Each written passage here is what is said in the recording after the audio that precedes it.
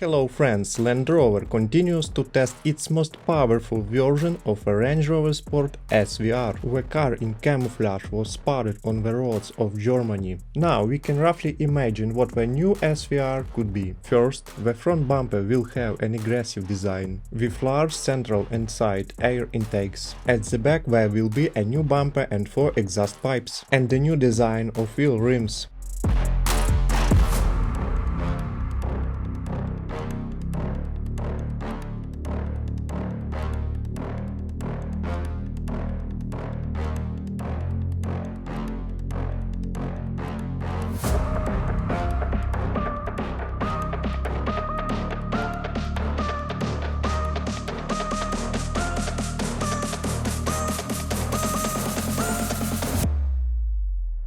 BMW 4.4-liter twin-turbocharged V8 engine will be under the hood, 625 horsepower. So far, there is no information about the hybrid version with an electric motor as in the upcoming BMW XM. The new SVR is expected to premiere in late 2022. Thanks for watching, write in the comments what you think about the new Range Rover Sport SVR. See you in new videos.